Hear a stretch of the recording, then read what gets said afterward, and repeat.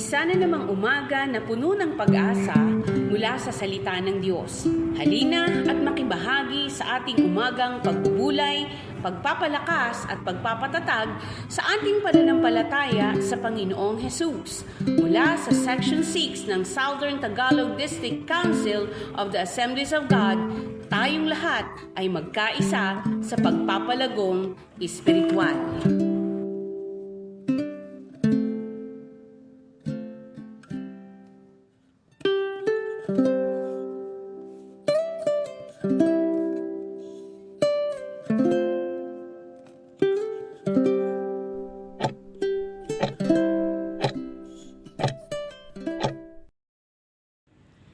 Santiago chapter 4 verse 4. Ang sabi rito, mga taksil, hindi ba ninyo alam na kapag kinaibigan ninyo ang sanlibutan ay kinakaaway naman ninyo ang Diyos? Kaya't sino mang nagnanais na maging kaibigan ng sanlibutan ay kaaway ng Diyos. Isang mapagpalang umaga sa ating lahat. So, kung minsan may mga part ng Biblia na halos ayaw nating basahin kasi para tayong sinasaksak ng katotohanan. Ngunit, totoo pa rin ang sinabi ng Biblia na sa John 8:32 na ang katotohanan ang magpapalaya sa atin. Tayo muna manalangin. Aming Diyos, kami ay nagpupuri at nagpapasalamat sa biyaya mo. Salamat Panginoon sapagkat alam namin na Ikaw ay Diyos na mahabagin at makapangyarihan sa lahat. Kaya sa araw na ito, patuloy mo kaming kahabagan, turuan upang matuto ng iyong mga salita. Salamat po Ama, ito po ang aming panalangin sa pangalan ni Jesus. Amen. Ngayong umaga, pagbulay-bulayin natin ang sinasabi ng Aklat ng Santiago. So, dito po, makikita natin yung ano yung uri ng paraan ng kaaway para tayo ay ilayo sa Panginoon nang hindi natin namamalayan. So, this morning, ang title po natin ay Breakthrough from the Enemy. Unang-una, sabi ng James chapter 4, hindi ba ninyo alam na kapag nakikipagkaibigan kayo sa sanlibutan ay kinagiging kaaway naman tayo ng Diyos. So makikita natin dito yung katotohanan, compromising. Breakthrough from the enemy. Hindi ka makakalaya mula sa gapos ng kaaway kung patuloy mo itong ginagawa. Nakikipag-compromise tayo sa daigdig na ito. Kaibigan tayo sa sanlibutang ito. Sa paanong paraan?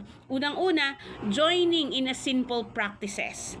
Joining in a sinful practices, bisyo, alam na natin yan, mga kasiyahang labis o nawawala na sa karapat-dapat, mga kasiyahang hindi na dapat na nagiging sanhi ng kaguluhan, yan yung compromising.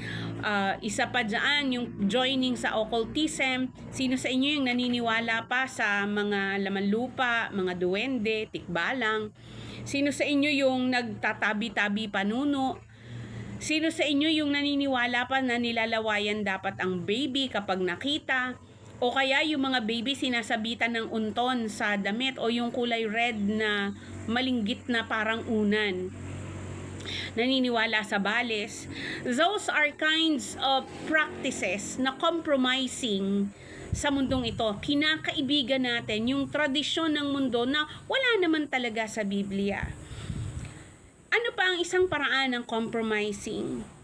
Kapag may Kristiyano na tayo, nagsasabi pa tayo ng good luck. No.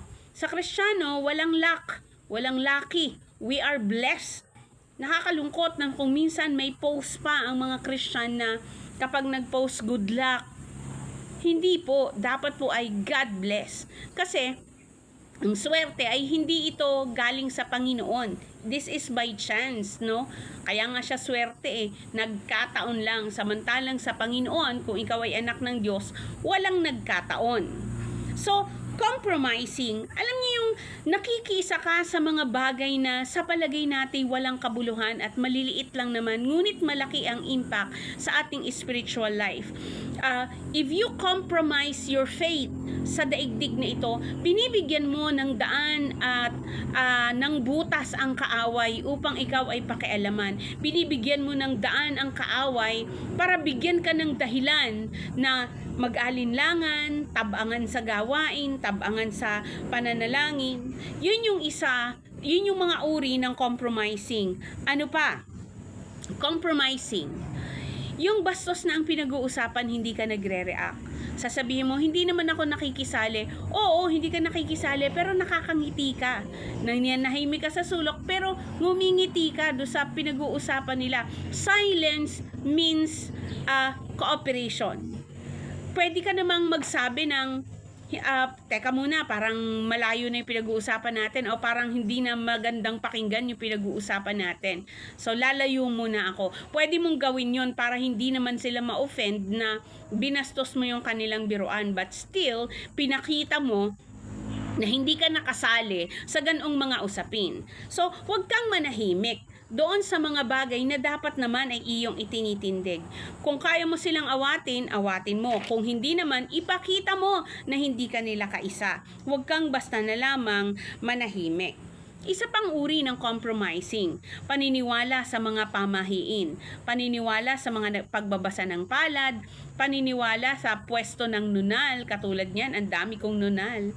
Sabi, yung may nunal dito, yayaman, yung may nunal dito, mapagmahal, yung may nunal dito, puro iyak. Alam niyo yun, wala naman sa Biblia yun eh. Pinahihirapan mo ang iyong sarili and you are compromising your faith.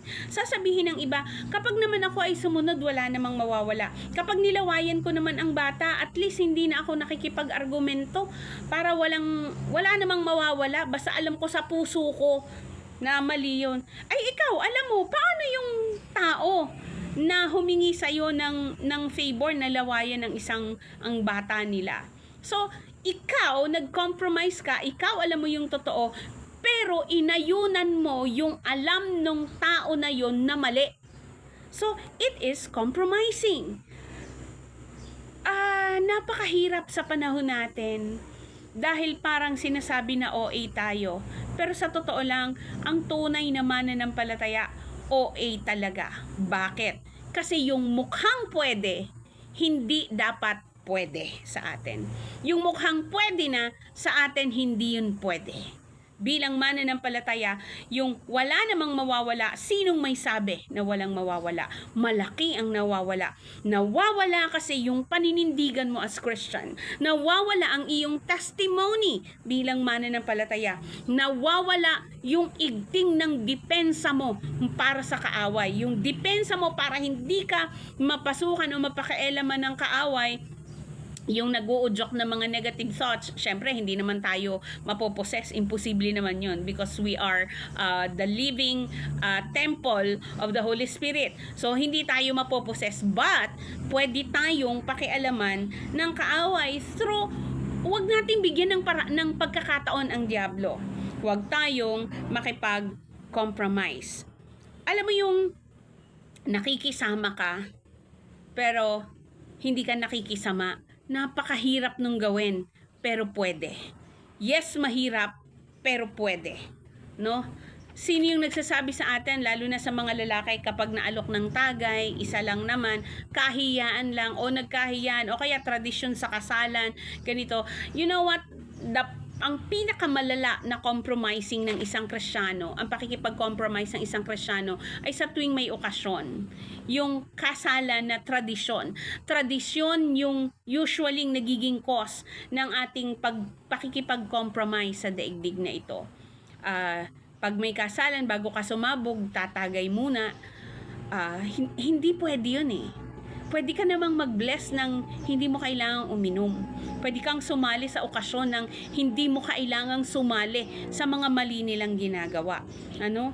So, pag sinabing, napahiya na nagkahiyaan na, bakit sa Panginoon di ka nahihiya?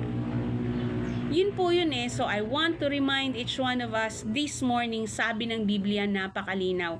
James chapter 4 verse 4, kapag ginawa ninyong kaibigan ang sanlibutan, para lamang wala ng gulo, papayag ka na lang, nakikisama ka na lang, nakikipagkaibigan na lang. Ibig sabihin nun, kinakaaway mo naman ang Panginoon. Gising mga kapatid, this is the right time para tayo ay bumangon. magpatotoo at panindigan ang pagiging Kristiyano dahil dala natin ang pangalan ni Jesus. Saan ka man dumako, may tatak tayo ng banal na espiritu at kailangan panindigan natin na tayo nga ay pag-aari ng Diyos. Isang mapagpalang umaga sa ating lahat. Aming Diyos sa dakila at tapat, Ikaw na tunay na nagmamayari sa amin ang may kakayahan, Panginoon, na kami ay papagtagumpayin sa lahat ng pagsubok na aming dinadaanan. Higit sa lahat, patuloy mo kaming patatagin upang managumpay at itaboy laban sa tukso na gawa ng kaaway, lalo na nga po sa mapanlinlang na mundo na ito. Maliit na bagay man, bigyan mo kami ng discerning spirit para matutuhan namin na iwasan ang mga ito o sansalain upang manatili ang liwanag na bigay mo sa amin bilang buhay na patotoo.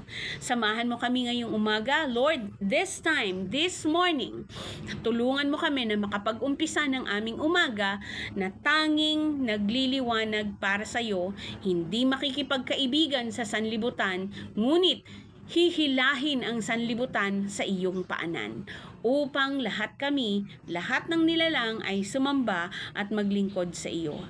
Samahan mo po kami, O Diyos, sa pangalan ni Jesus. Amen. Sa mapagpalang umaga sa ating lahat.